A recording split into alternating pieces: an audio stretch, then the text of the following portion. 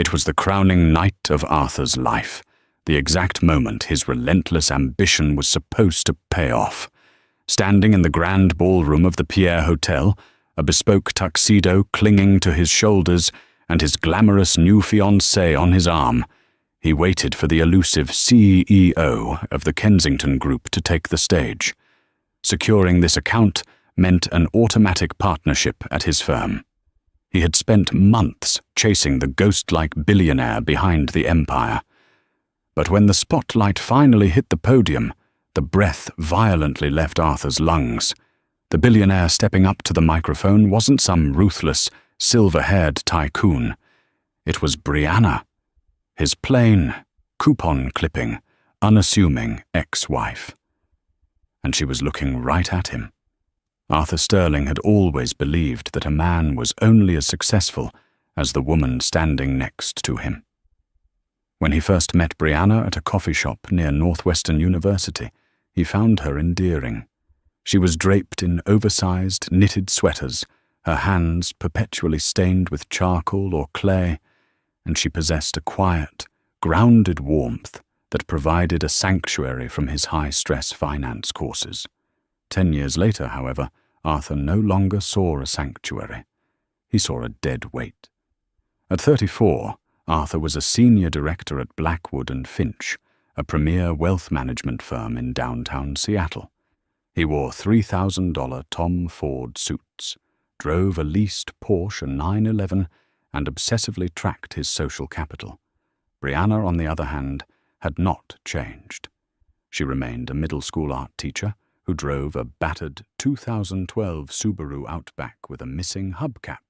She shopped at thrift stores, bought store-brand groceries, and stubbornly refused to attend his corporate dinners, claiming the atmosphere felt stiff and insincere.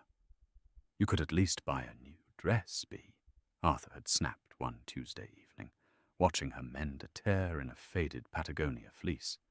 David Prescott is hosting a summer soiree at his Mercer Island estate.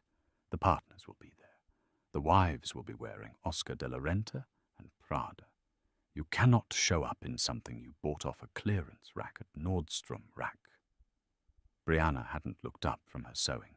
"The people at your firm don't care about me, Arthur.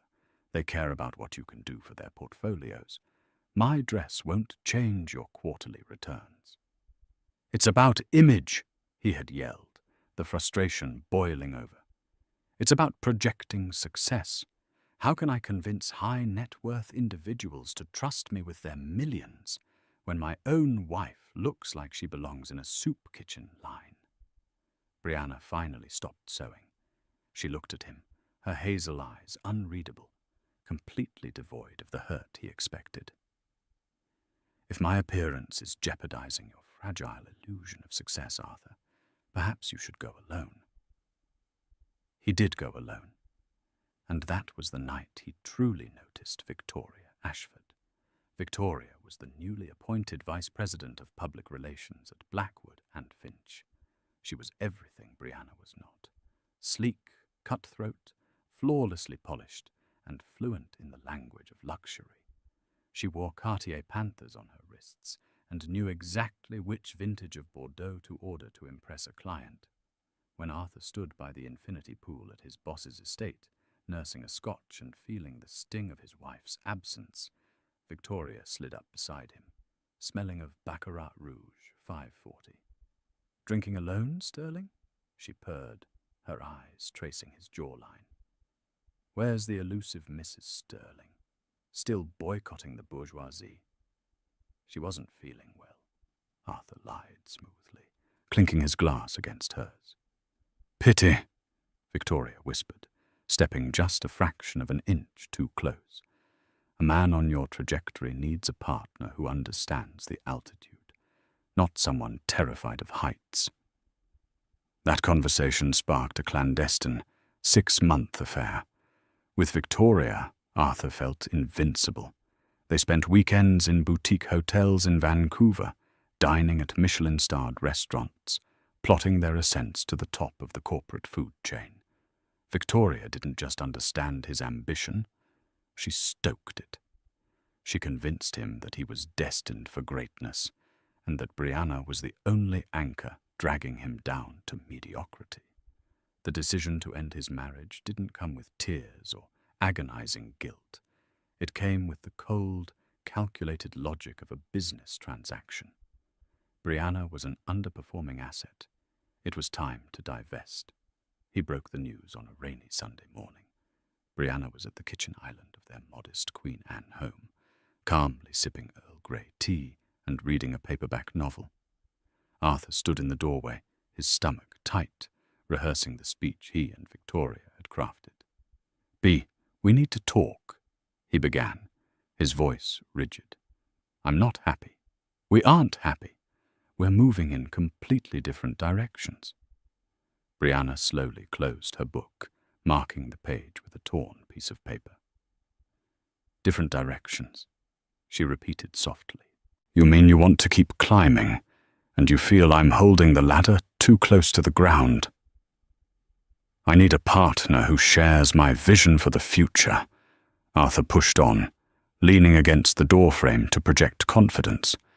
"I'm filing for divorce. I've already spoken to a lawyer. I want this to be amicable, Bea. We can make it clean." He braced himself for the hysterics. He expected her to cry, to beg, to throw her mug at the wall, or perhaps demand half of the substantial savings he had spent years accumulating. Instead, Brianna simply took another sip of her tea, her expression eerily serene. "Clean is fine," she said quietly. "Have your lawyer send the papers to Evelyn Carmichael. She'll handle it on my end." Arthur frowned, thrown off balance by her terrifying lack of emotion. "Evelyn Carmichael? Who is that? Just use my guy, Cobb. We don't need to waste money fighting over this. I'll make sure you get a fair settlement to help you find a new apartment." A faint, almost imperceptible smile ghosted across Brianna's lips. "I prefer my own counsel, Arthur. And don't worry about my living arrangements. I'll be perfectly fine." The divorce proceedings were the easiest Arthur's attorney, William Cobb, had ever witnessed. In fact, it was so easy that Cobb felt compelled to warn Arthur that something might be wrong. "I've been in family law for 30 years, Arthur," Cobb grunted, leaning back in his leather chair, a thick file resting on his mahogany desk. "Spouses who are dumped for younger, flashier models do not simply walk away. They fight for the house. They fight for the retirement accounts. They fight for the dog." "Bea is a pacifist," Arthur replied smugly, checking his Rolex. He had a lunch reservation with Victoria in 20 minutes. "She doesn't care about money. She never has. She's probably relieved to be rid of the pressure."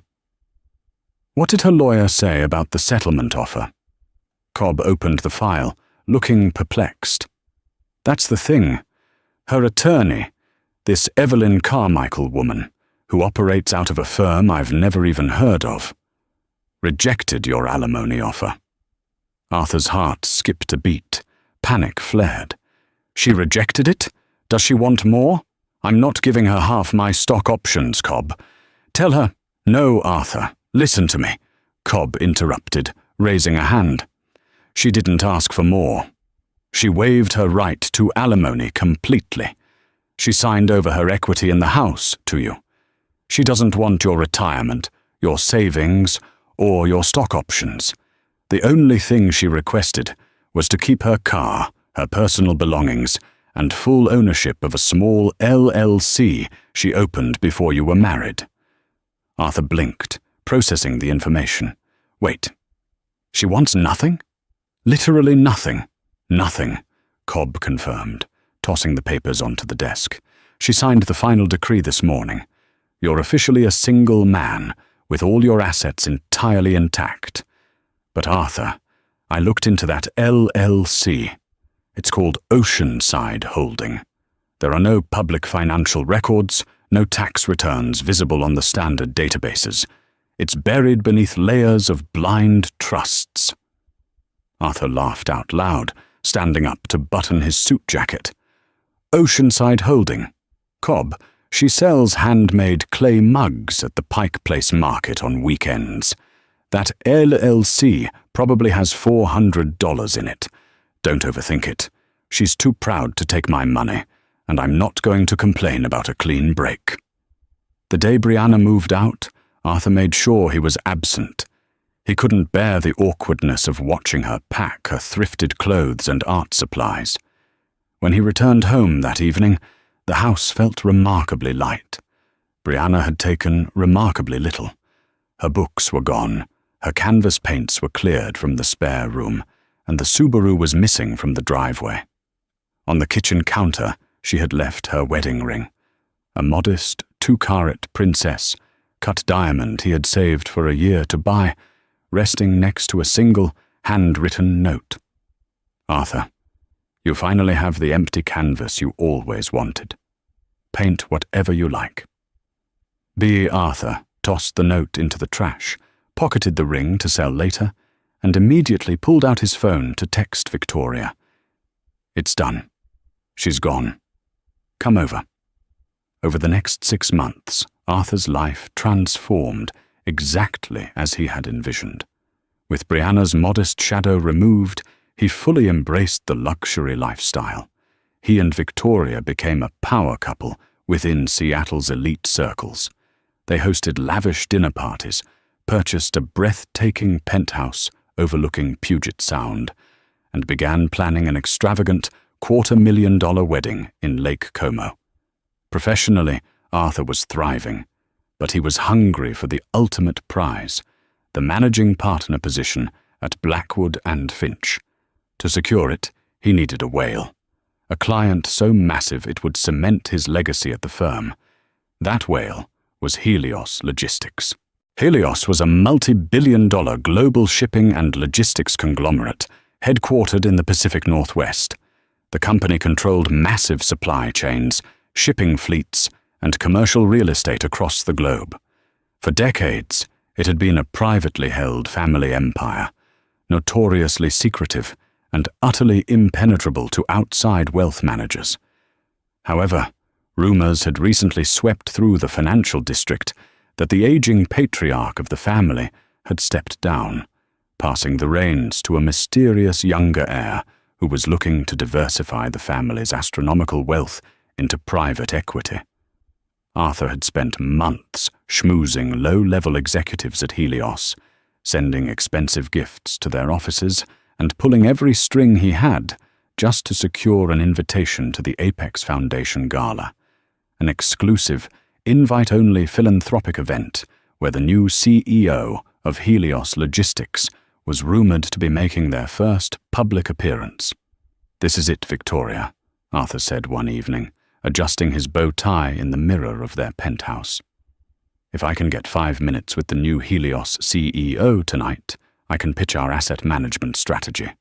Jonathan Prescott told me if I land this account, the managing partner seat is mine." Victoria, stunning in a backless, emerald green silk gown, wrapped her arms around his waist and kissed his cheek. "You're going to dazzle them, darling. You were made for rooms like this, and I'll be right by your side to seal the deal." Arthur smiled, looking at their reflection. They looked wealthy, powerful, and unstoppable. It was a far cry from the faded Patagonia fleeces and missing hubcaps. He had finally curated the perfect life. He had absolutely no idea it was about to implode. The Fairmont Olympic Hotel had been transformed into a glittering palace of excess for the Apex Foundation Gala. Chandeliers dripped with crystals, waiters in white gloves circulated with trays of Dom Perignon, and the room was a sea of Seattle's most formidable power players, tech billionaires, real estate tycoons, and politicians. Arthur felt an electric buzz of adrenaline as he navigated the room with Victoria on his arm. He shook the right hands, laughed at the right jokes, and kept a predatory eye on the VIP section, waiting for the arrival of the Helios executives. "Arthur, my boy," Jonathan Prescott, the current managing partner of his firm, said, clapping him on the back. Prescott was a shrewd, intimidating man who rarely handed out compliments. "You look sharp, And Victoria, radiant as always. "Are you ready for tonight, Arthur? I'm told the new head of Helios is fiercely private, but brilliant. They've completely restructured the company's European holdings in just 6 months." "I'm ready, Jonathan," Arthur replied smoothly. "I've memorized their entire global portfolio. Whatever their vision is, Blackwood and Finch is going to be the engine that drives it." "Good," Prescott nodded, taking a sip of his martini. "Because the board of directors is watching. Secure a meeting tonight, Arthur, and your future here is set in stone." At 8 o'clock, the lights dimmed, and the low murmur of the ballroom faded into a hushed, anticipatory silence. The chairman of the Apex Foundation, a venerable former senator, stepped up to the grand podium at the front of the room. "Ladies and gentlemen," the chairman's voice boomed through the speakers, "tonight we are here to celebrate unprecedented generosity. Our foundation has received a historic endowment of $50 million aimed at completely revitalizing arts and education programs across underprivileged school districts in the Pacific Northwest." A polite gasp rippled through the crowd, followed by thunderous applause. $50 million was a staggering, philanthropic flex, even for this room. Arthur applauded, leaning over to whisper to Victoria, "That's Helios money. It has to be." "As many of you know," the chairman continued, "the family behind this donation has spent generations building one of the most powerful logistics empires in the world. But they have always preferred the shadows.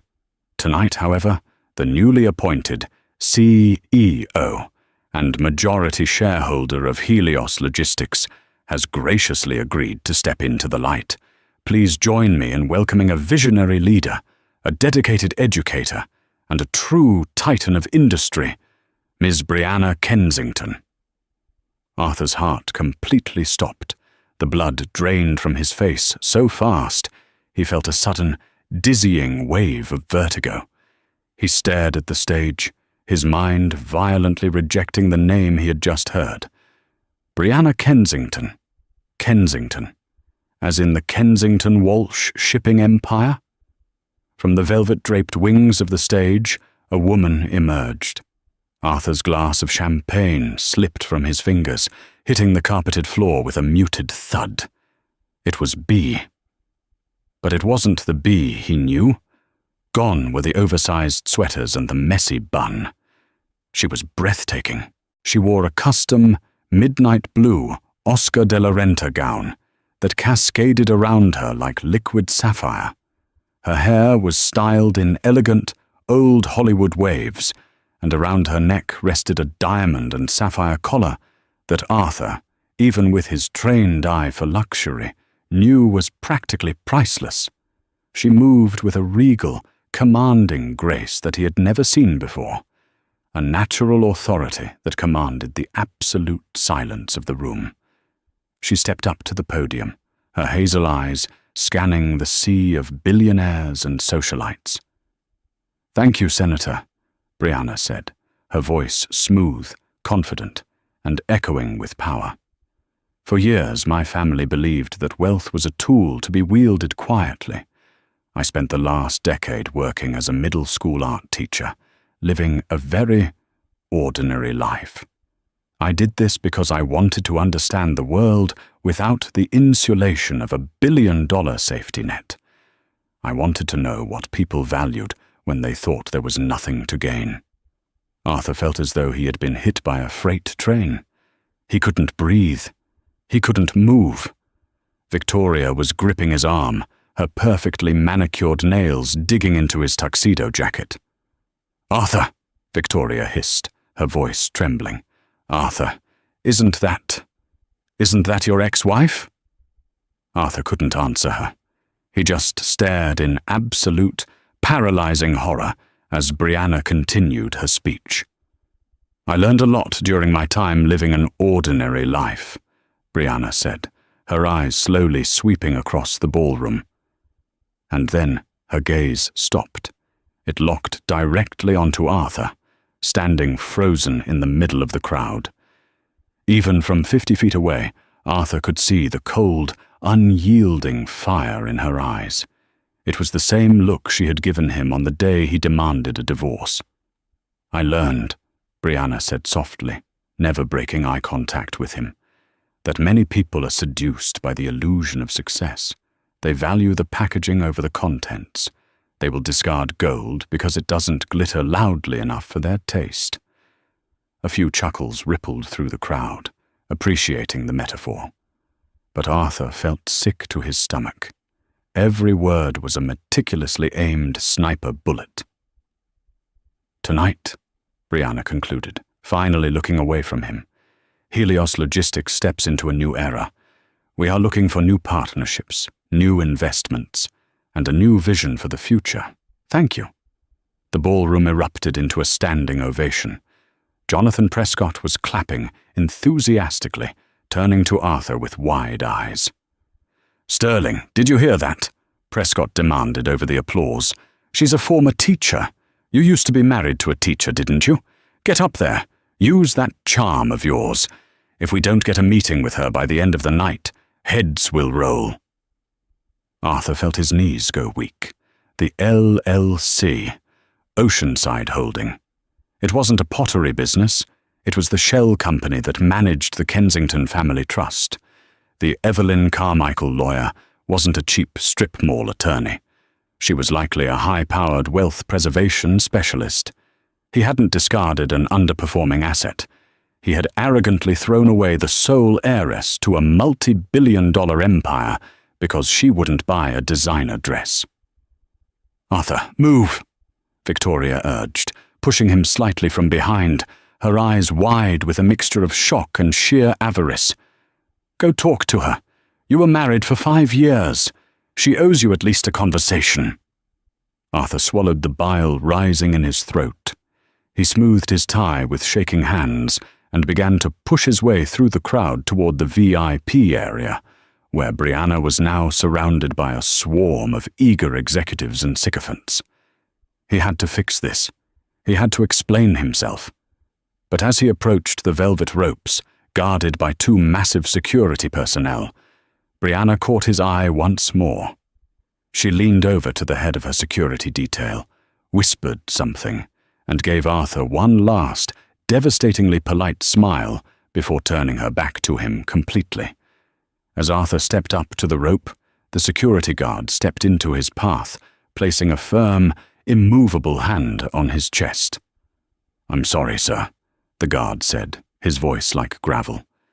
"Ms. Kensington has requested that we do not allow anyone from Blackwood and Finch into the private reception. You'll have to step back." Arthur stood there, surrounded by the laughing, drinking elite of Seattle, realizing with crushing clarity that he hadn't outgrown his wife. He had simply failed her test. The morning after the Apex Foundation Gala, the panoramic view of Puget Sound from Arthur's penthouse offered no comfort. The sky was the color of bruised iron, matching the heavy, sinking dread pooling in his stomach. He sat at the edge of his custom-made Italian leather sofa, staring blankly at a half-empty glass of scotch from the night before. His phone, resting on the glass coffee table, had been buzzing relentlessly since 6 a.m. Victoria paced the length of the living room, her silk robe billowing behind her. She was on the phone, speaking in hushed, frantic tones to her PR contacts, trying to do damage control. The news of Brianna Kensington's identity had already hit the morning financial blogs.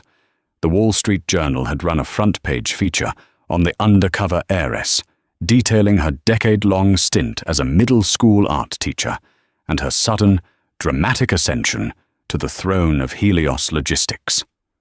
Nowhere in the articles was Arthur Sterling mentioned. He had been entirely scrubbed from her narrative. "It's a disaster," Victoria hissed, hanging up her phone and throwing it onto the plush rug. "The entire financial district is talking about it. Jonathan Prescott is fielding calls from clients who want to know why Blackwood and Finch was publicly humiliated by the new CEO of Helios." Do you understand what you've done, Arthur? Arthur rubbed his temples, a sharp migraine blossoming behind his eyes. What I've done? Victoria, I had no idea. She drove a car with a missing hubcap. She clipped coupons for laundry detergent. How was I supposed to know she was sitting on a multi-billion-dollar shipping empire? Victoria stopped pacing and glared at him, her perfectly arched eyebrows drawing together in a sharp V.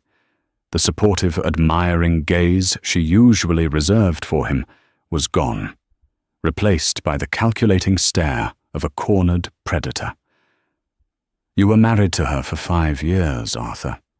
You shared a bed with her. You filed joint tax returns. How did you not notice a blind trust? How did you not look into Oceanside Holding when she took it in the divorce? Because she played the part perfectly, Arthur shouted, finally snapping. And because I was listening to you. You told me she was an anchor. You told me to cut her loose so we could climb faster. Victoria let out a dry, humorless laugh. Don't you dare put this on me. I told you to drop a dead-end art teacher. I didn't tell you to divorce the most powerful woman in the Pacific Northwest. You need to fix this. You need to leverage your history with her.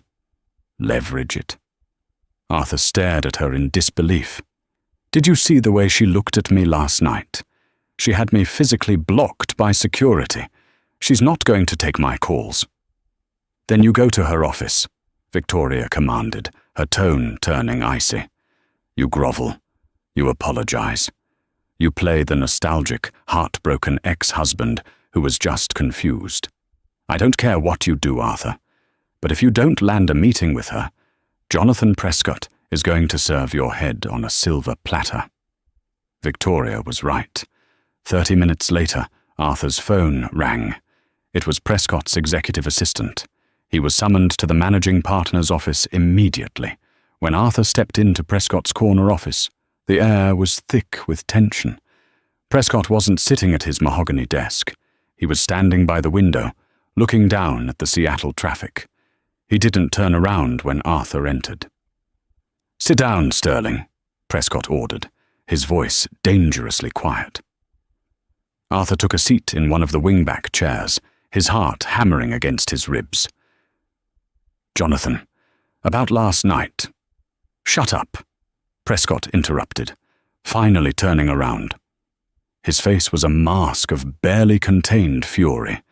"Do you know what happened this morning at 8:15, Arthur?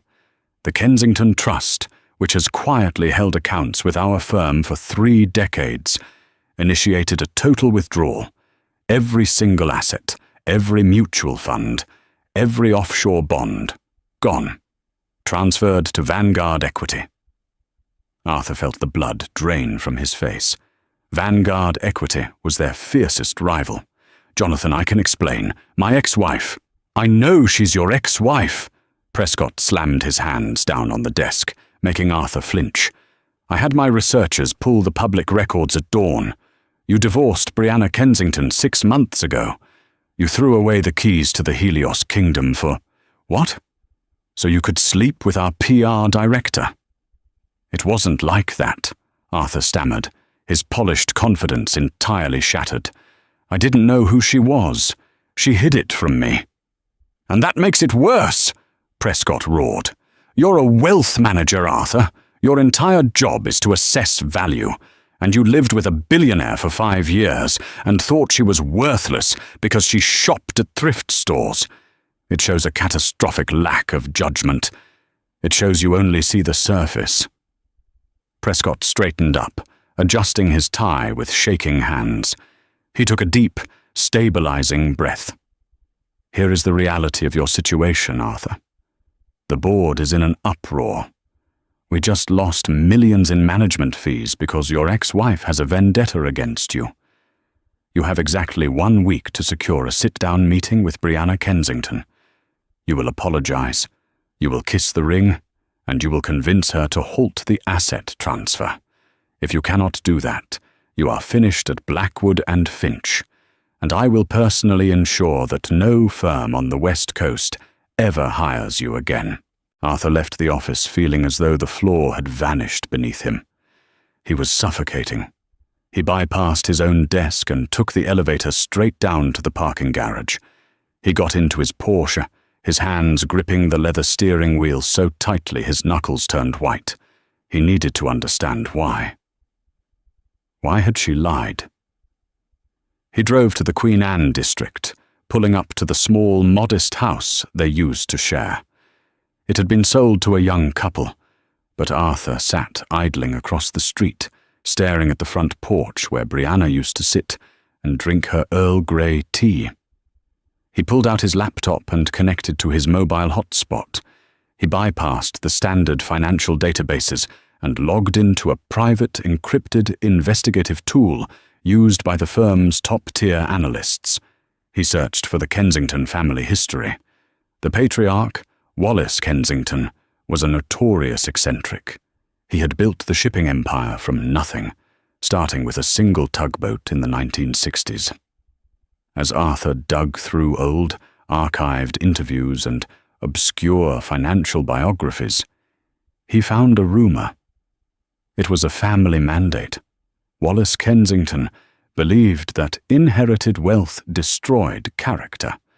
According to a leaked excerpt from his unauthorized biography, Wallace had stipulated a draconian clause for his heirs. Before taking control of the family trust or the company, the heir had to live entirely independently, strictly on an average middle-class salary for exactly 10 years. They were forbidden from touching the family money, and they were forbidden from revealing their identity to anyone outside a closed circle of legal advisors. It was a test of resilience, character, and humility. Arthur looked at the dates. Brianna had graduated from college 10 years ago this very month. The realization hit him like a physical blow to the chest. She hadn't been hiding her wealth to deceive him. She was fulfilling the terms of her inheritance. She had lived the struggle. She had genuinely loved him as an ordinary woman, hoping he loved her as an ordinary man. And he had failed the test right at the finish line. He had divorced her just 6 months before the 10-year clause expired. If he had just been patient, if he had just valued her for who she was instead of what she wore to a cocktail party, he would currently be the husband of a billionaire. He would be the king of Seattle. Instead, he was the jester who threw away the crown. Securing a meeting with the CEO of Helios Logistics through official channels proved impossible.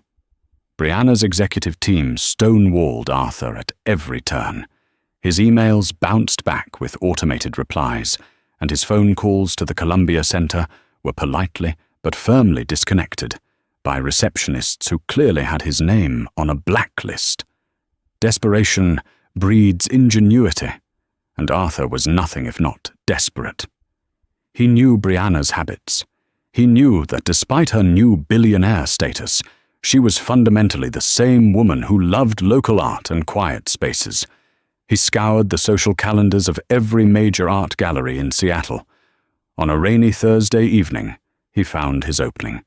The Luminous Gallery in Pioneer Square was hosting a private, invite-only auction to benefit underfunded public school art programs, a cause Brianna had championed when she was a teacher. Arthur pulled every favor he had left, bribing a gallery curator he had previously advised on a tax loophole just to get his name on the guest list. When Arthur arrived, the gallery was humming with low jazz and the clinking of champagne flutes. He spotted her almost immediately. Brianna was standing in front of a massive, abstract canvas holding a sparkling water. She was wearing a sharply tailored, charcoal-grey Tom Ford pantsuit, ironic, considering his past criticisms, that radiated authority. Her security detail lingered discreetly a few feet away. Arthur took a deep breath, smoothed his Xenia suit jacket, and approached her. "The brushstrokes remind me of the watercolor you painted of Mount Rainier on our honeymoon," Arthur said softly, stopping just out of arm's reach. Brianna didn't flinch. She slowly turned her head, her expression unreadable, though a flicker of cold amusement danced in her eyes. Hello, Arthur. I was wondering how long it would take you to circumvent my receptionists. I must admit, bribing the curator was a nice touch. Very on brand for you. Arthur swallowed hard, ignoring the barb. B, please, I need 5 minutes. Just 5 minutes to explain. Brianna turned fully to face him. The warmth he used to see in her hazel eyes was entirely extinguished. There is no B anymore, Arthur, and there is certainly nothing you need to explain. Your actions 6 months ago were remarkably articulate. I was wrong, Arthur pleaded, lowering his voice so the nearby patrons wouldn't hear. I was stressed, I was pressured by the firm, and I made a terrible mistake. I didn't see your true value. Brianna smiled, and it was the most terrifying thing Arthur had ever seen. It was a smile completely devoid of mercy. Oh, Arthur, you still don't get it, do you? You're still speaking the language of transactions. You didn't see my true value because my bank account was hidden. If you had known about the money, you would have stayed. Not because you loved me, but because I was a profitable asset. That's not true, Arthur lied, though his voice cracked slightly. We built a life together.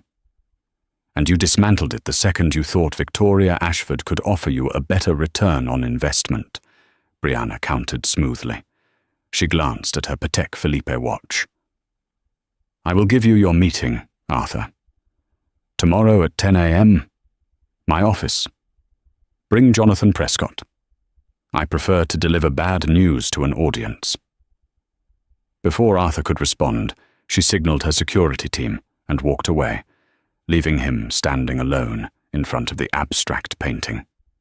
The next morning, Arthur and a visibly sweating Jonathan Prescott stood in the hypermodern, glass-walled boardroom on the top floor of the Columbia Center.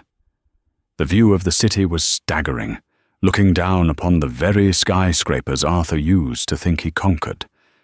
At exactly 10 a.m., the double doors opened.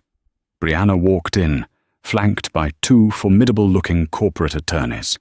She took her seat at the head of the long oak table, gesturing for Arthur and Jonathan to sit.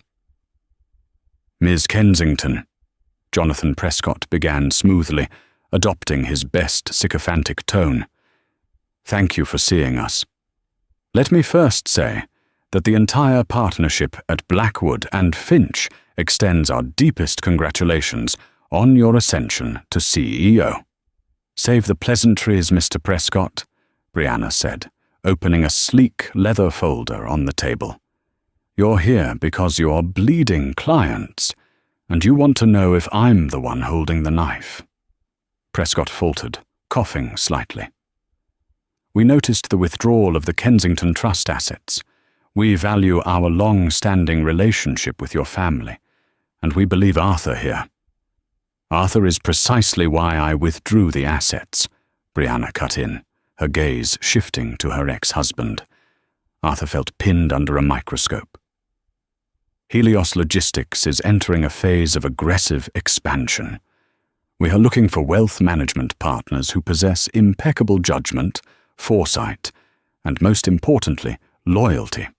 Arthur Sterling has demonstrated a profound lack of all three.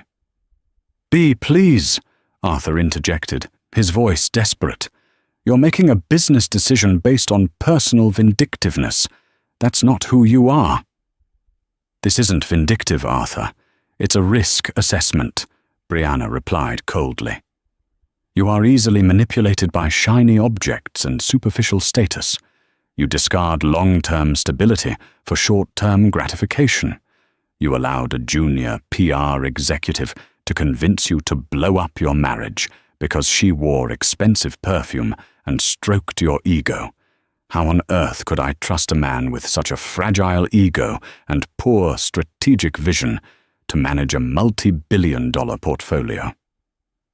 Arthur opened his mouth, but no words came out.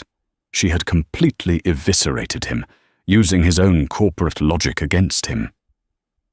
Brianna turned back to Jonathan Prescott. Blackwood and Finch is a dinosaur, Mr. Prescott.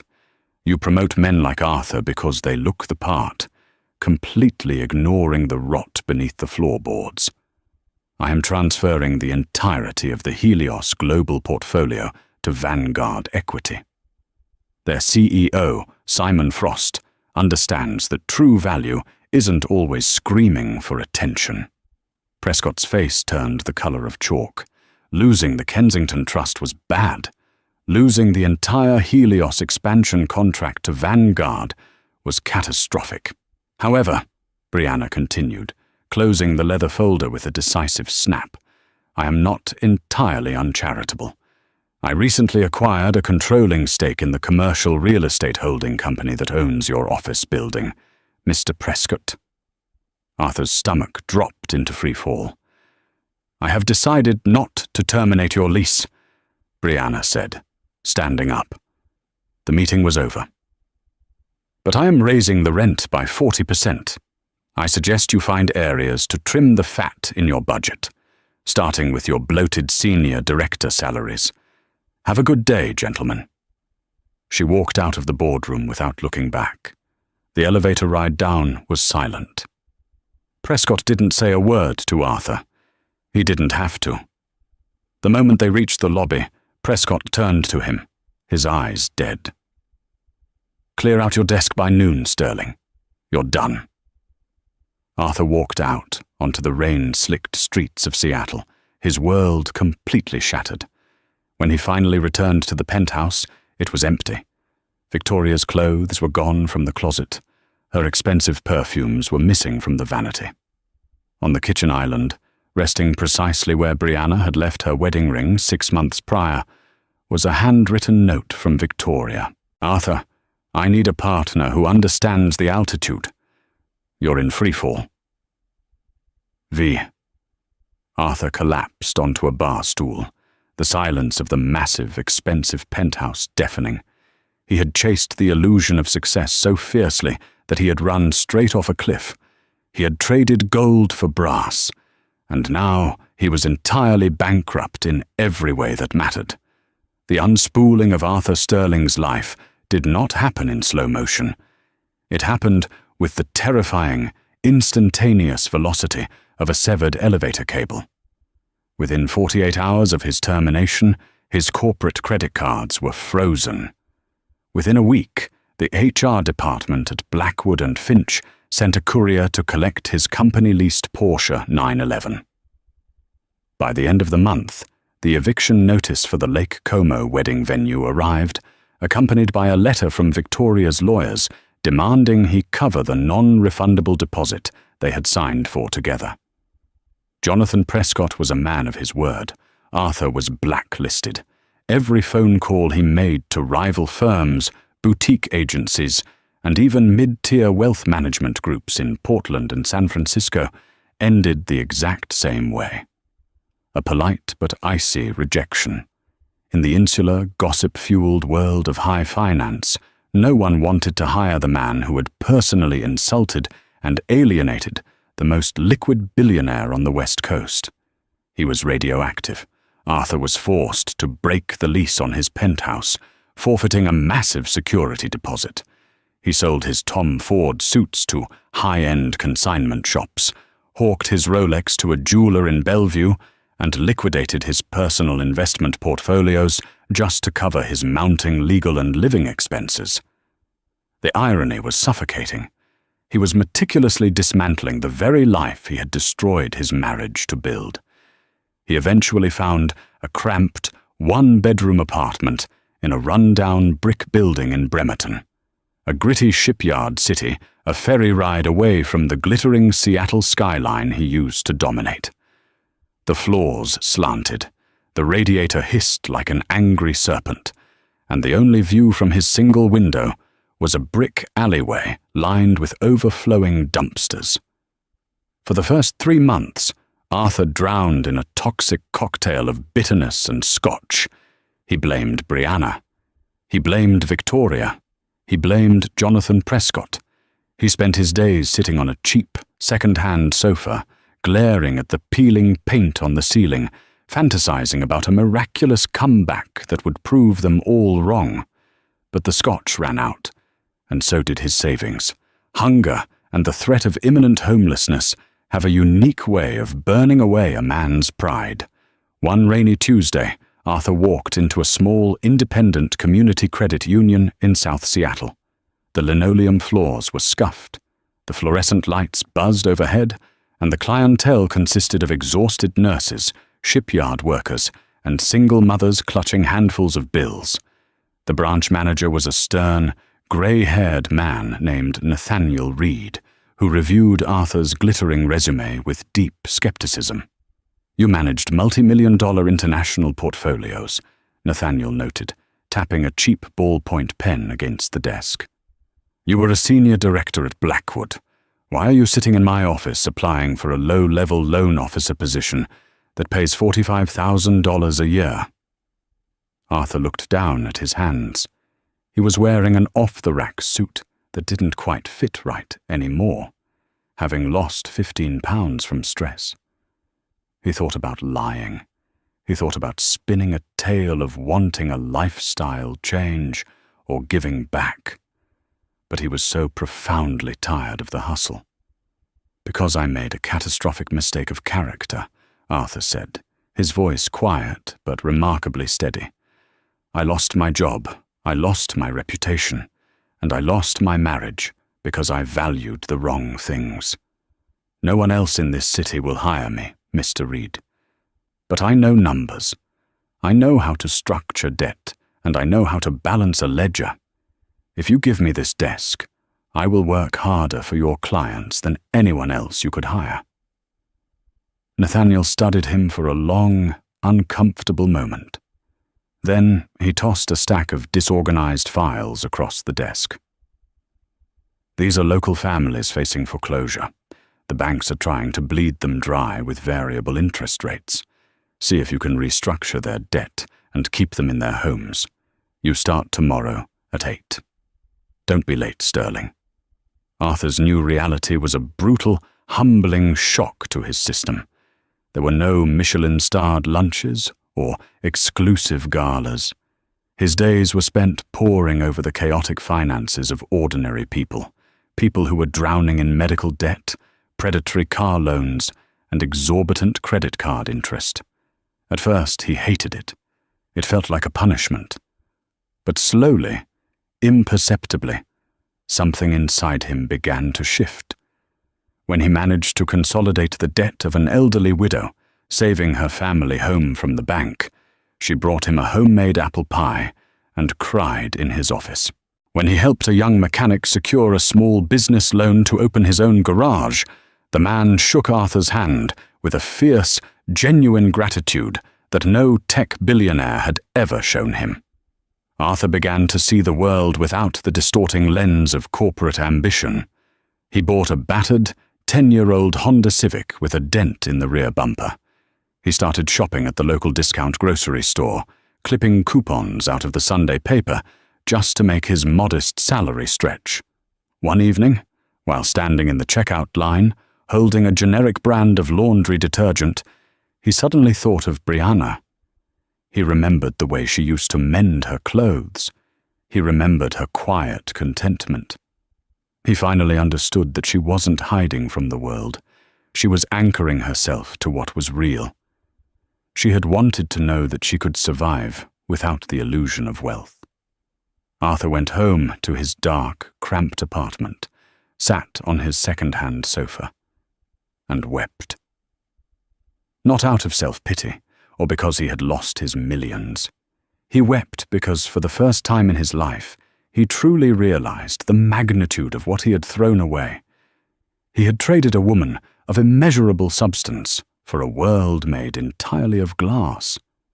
3 years later, the Apex Foundation's annual grant review was held not in a glittering ballroom, but in the sterile, brightly lit conference center of the Seattle Public Library.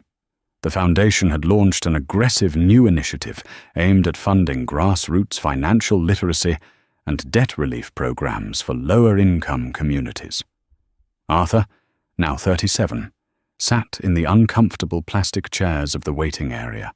He was the director of community outreach for the South Seattle Credit Union, Nathaniel Reed had promoted him after Arthur single-handedly saved over 200 local families from bankruptcy. Today, Arthur was pitching for a $2 million grant that would allow them to open 3 new branches in underserved neighborhoods. He was wearing a simple, well-ironed gray suit. His face had deeper lines, and there was a touch of silver at his temples, but his eyes were clear and grounded. He carried a worn leather briefcase containing his proposal.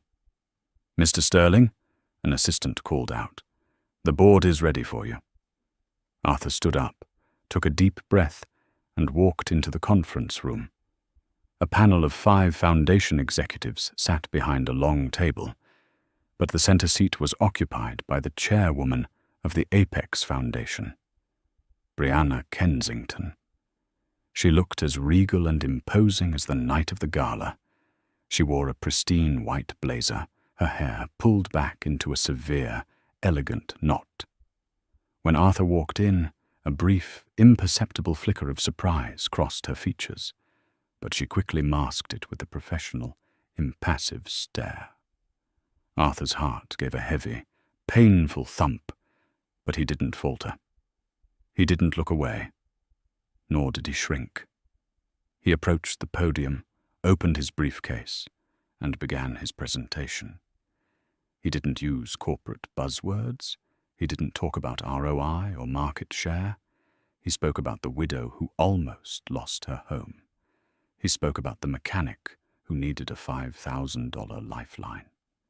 He laid out the grim mathematics of poverty, showing exactly how predatory lending trapped families in generational cycles of debt. He explained how his credit union used empathy-driven restructuring to break those cycles. "We aren't just managing money," Arthur concluded, his voice ringing with a conviction he had never possessed in his past life. "We are managing human dignity. We are giving people the breathing room they need to rebuild. A $2 million injection won't just balance our ledgers. It will save 300 homes this year." The room was silent. The board members furiously took notes. Brianna leaned forward, resting her chin on her steepled fingers. Her hazel eyes, sharp and assessing, locked onto Arthur. "It is a compelling presentation, Mr. Sterling," Brianna said, her voice echoing slightly in the large room. "The numbers are solid. The community impact is undeniable. However, your personal resume is complicated. You spent the prime of your career servicing the ultra-wealthy, maximizing profits at the expense of the working class. You were known for a rather ruthless, self-serving ambition. Why should this board believe that this sudden pivot to community service is anything more than a desperate man's attempt to rehabilitate his image?" It was a direct hit. The other board members shifted uncomfortably. Arthur didn't flinch. He looked directly into the eyes of the woman he had profoundly wronged. "You shouldn't believe it blindly, Miss Kensington," Arthur answered softly, the absolute truth stripping away any need for defense. "You are entirely correct. For a very long time, I was arrogant, superficial, and blind to the actual value of the people around me. I chased an illusion of success and destroyed my own life in the process. I lost everything, and I deserved to lose it." He paused, his hands gripping the edges of the podium. "But stripping away that illusion forced me to see what happens when the money runs out. I didn't take this job to rehabilitate my image. I took it because I needed to survive. And in the process of surviving, I learned how to actually be of use to someone other than myself. I cannot change the man I was, but I can point to the 300 families who still have a roof over their heads today because of the man I am trying to be." Brianna held his gaze for a long, heavy moment. The silence in the room stretched until it felt fragile enough to shatter. Finally, she lowered her hands and looked down at his proposal. "Thank you, Mr. Sterling. The board will be in touch." Arthur nodded respectfully, packed up his briefcase, and walked out. He felt a strange, profound sense of peace. He had faced his greatest regret, and he had not hidden from his own truth. 2 days later, Nathaniel Reed called Arthur into his office. The credit union had received the grant, all $2 million. That evening, as Arthur was walking to his dented Honda Civic in the rainy parking lot, a sleek, black Maybach pulled up to the curb. The rear window rolled down smoothly. Brianna was sitting in the back, bathed in the soft, amber glow of the streetlights. Arthur stopped. He didn't approach the car, simply waiting in the drizzle. "The board was impressed with your metrics," Brianna said, her tone devoid of the icy hostility from 3 years ago. It was calm, measured, and perhaps a little curious. "Your restructuring model is highly efficient." "Thank you," Arthur replied. "The funding will change a lot of lives in this neighborhood." Brianna looked at him, really looked at him. She took in his worn coat, the exhaustion around his eyes, and the quiet, unshakable humility that had replaced his swagger. "You've changed, Arthur," she said quietly. It wasn't a compliment, nor was it an accusation. It was simply an observation of fact. "I had to," he said, offering a small, self-deprecating smile. "The altitude was killing me." A faint ghost of a smile touched Brianna's lips.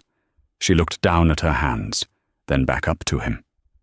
"My grandfather used to say that some people only learn the value of a foundation after the house burns down. Take care of that money, Mr. Sterling. Do good work." "I will, Miss Kensington. I promise you that." The window rolled up, and the Maybach pulled smoothly away into the Seattle night. Arthur stood in the rain for a moment, watching the red taillights disappear. He knew there would be no grand reconciliation. There was no fairy tale ending where the billionaire forgave the ex-husband and welcomed him back into the fold. The damage he had done was permanent. But as Arthur unlocked his rusted car and slid into the cold driver's seat, he didn't feel despair. He turned the key, listening to the engine sputter before humming to life. He had lost a fortune, an empire, and a woman he had never fully understood. But in the wreckage of his ambition, he had finally salvaged the one thing he couldn't buy: himself. Arthur's story serves as a stark, dramatic exploration of the tension between superficial ambition and authentic value. In his relentless pursuit of status and wealth, Arthur became blind to the profound worth of the woman standing right in front of him, mistaking quiet humility for a lack of drive. His downfall was swift, complete, and entirely of his own making, highlighting the fragile nature of a life built purely on corporate optics and social climbing. However, the narrative ultimately reveals that true character is often forged in the fires of ruin. By losing the billionaire empire he so desperately coveted, Arthur was forced to strip away his arrogant facade and rebuild a life rooted in genuine service and self-awareness. It is a reminder that the most valuable assets we possess cannot be measured in stock options, but in our capacity for growth, accountability, and the quiet dignity of doing real good.